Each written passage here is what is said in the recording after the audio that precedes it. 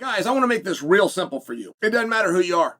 Whether you're an athlete, a weekend warrior, or what they call a keyboard cowboy, AG1 is for you. I'm talking over 75 vitamins, minerals, and whole food sourced ingredients. Everything I just named in one scoop, guys. That's it. There's no guesswork. This is clinically studied nutrition that's going to support your immune system, your gut, your brain, and my favorite, your energy. I take this first thing in the morning, and guess what? I don't need to slam 3 coffees and a shot to get moving anymore. I feel energized, and I know I'm filling in the gaps that diet alone simply doesn't cover. AG1. It's gluten-free, it's dairy-free, it's vegan, paleo, keto, and there's less than 1 gram of naturally occurring sugar. Now here's the kicker. It's NSF certified for sport, so it meets the gold standard in independent quality and safety certifications. Friends, I've told you, you can't fake quality. And AG1 only sources the best ingredients possible. You would be hard-pressed to find a more complete supplement anywhere. AG1, 1 scoop once a day.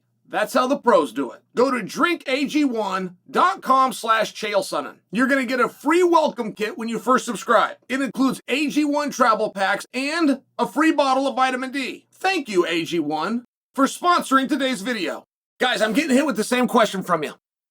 You guys keep asking me the same question. Let me address this. And your question is, Uncle Chael, should Alex Pereira be targeting Carlos Ulberg? Should he be targeting Jon Jones? Should he be targeting Tom Aspinall? Now we know what he is doing. He's going after Jon Jones. You guys are asking me, is he doing this right? Okay. First off, let me tell you the way I hear that question. I believe on the Tom Aspinall question specifically, you're asking me, should he be targeting me and Alex Pereira, the championship? It seems to be a little bit of a foregone conclusion by our hardcore community that Tom is going to remain champion. Let him get through the Ciryl fight. But when you're asking me, should Pereira be going after Tom, I think that's what you're asking me. Should he be going after the champion? If he's going to go up to heavyweight, should he be coming after the heavyweight champion? Okay.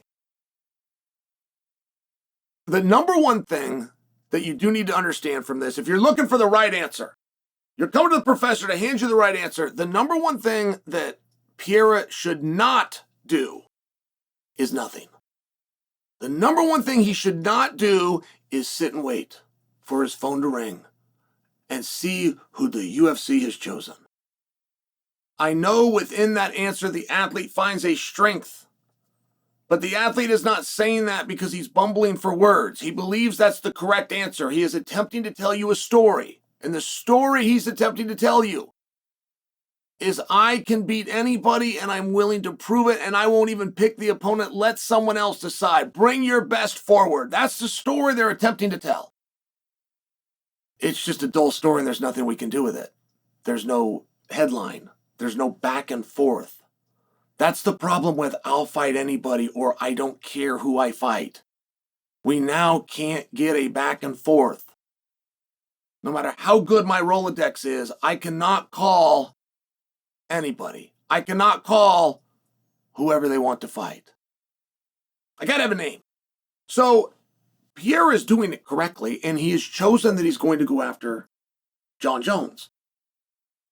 What's compelling about that is that Jon is the right size. Dana gave a resistance to the idea. In fact, he did it directly to me. I asked him on ESPN. Daniel and I had a quick interview with Dana, but I had asked him that question. Hey, Dana, historically, you don't love the idea of champions leaving their division. But you've allowed it twice this year. Ilia Topuria, Islam Makhachev. But now we've got Pereira. I asked Dana the question the day before Pereira versus Uncle Liev Part 2. The day before. So what do you think about Pereira? He's sure putting out a lot of stories on Instagram of the scale of how big he is. He's flirted with the idea. He did a face-off with Tom Aspinall dating back to 300. He's now set his sights on Jon Jones. What do you think? And I apologize. When I asked the question, I did not bring up Jon Jones. I was not armed with that at the time. I learned of Pereira's interest of Jon specifically at the same time you did, which was after the Uncle Liev fight. So when I asked Dana, I am talking about the heavyweight championship. And at that time, it is Tom Aspinall. And that's how Dana answered the question, which was to just tell me, hey, have you ever met Tom? He asked me a real question. Chael, have you met Tom? Have you been around Tom? Tom is huge.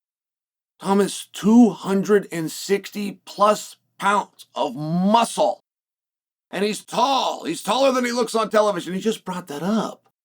He said that's a really big ask to take somebody that's going to tip the scale at 205 pounds to take on somebody that's 265 pounds. Okay. But that isn't the issue with Jon.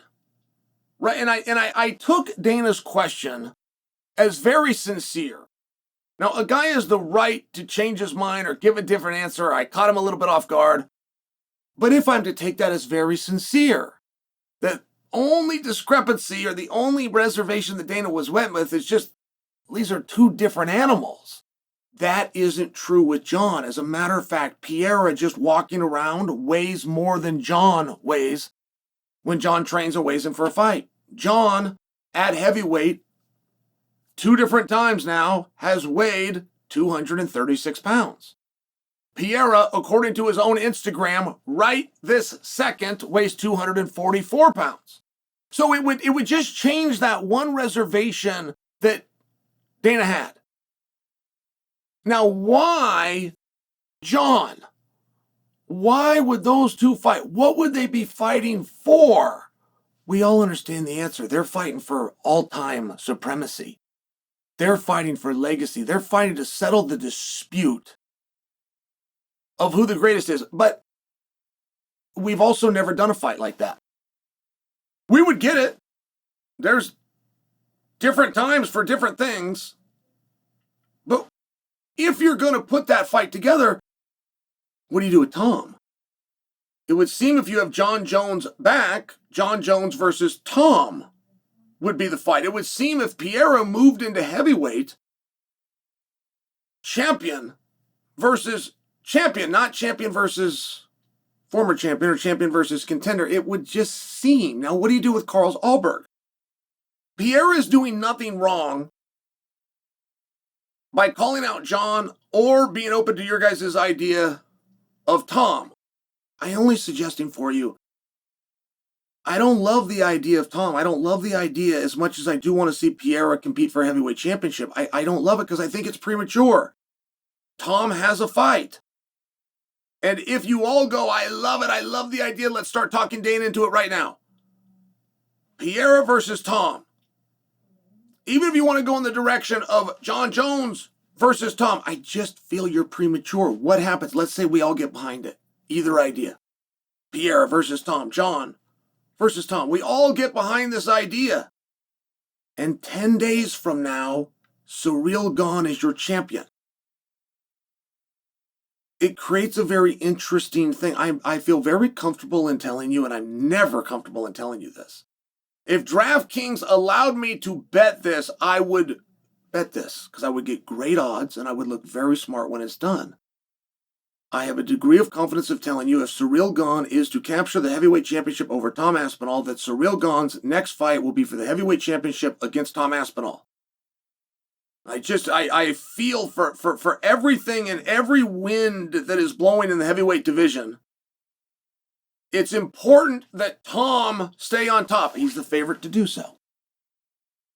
You guys believe that he's going to do so, but we're a little bit ahead of it. So when I get asked, should Pereira be going after Tom? The way I hear that is, should he be going after the heavyweight championship? And it is a little bit different. Pereira versus Ciryl works.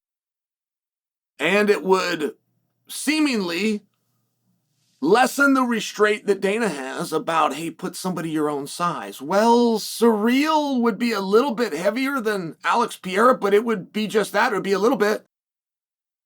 The size advantage that Ciryl would have over Alex Pereira is smaller than the size advantage that Pereira, according to his Instagram today, would have over Jon, according to what he weighed in Madison Square Garden, November of last year when he fought. Just to give you an example. Carlos Ulberg has a job. And Ulberg's job is to get to that championship fight. And one thing that you never want to happen, ever, is to look weak. You can be weak. Everybody's weak.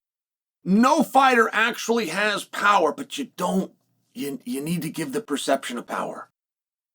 And it's a tremendous risk that Alex, the current highest paid fighter, the current biggest draw, arguably the GOAT, it's a very big risk that he's going after Jon. Now, he doesn't have to get that fight to the ring to look powerful. He doesn't actually have to get Jon to agree to that fight to look powerful. He needs to get the UFC to agree to try to book that fight. In that moment, Alex has done his job. And adversely, if a big announcement comes out, it's Alex versus Ulberg. It's not going to bounce like you want an announcement to do. It's going to go the other way. Because you want to see Alex versus. This has got to die down, right? We've either got to die this down or we've got to add to this flame. And when you guys are coming to me and you're asking me which should he do, I can only tell you what he did do, and he hasn't done it wrong. He hasn't done anything wrong. He's creating conversation. He's creating a dialogue. He has not yet got a no. He hasn't got a no from Jon. And we're not going to pressure Jon right now. Jon gets complete grace. But he hasn't been told no by Jon, and he hasn't been told no by the UFC. And when you only have an option of yes or no, and you haven't given either, it leans generally towards yes. So I think he's playing it perfectly. I'm curious how it will play out. And I'm curious if we'll be in the same position after Tom versus Ciryl, which is Tom's on top, Ciryl's a contender, Jon's one of the boys, Pierre is looking at the division. That's where we are right now. But before we lock in or get married to any idea, we have to get through Tom versus Ciryl.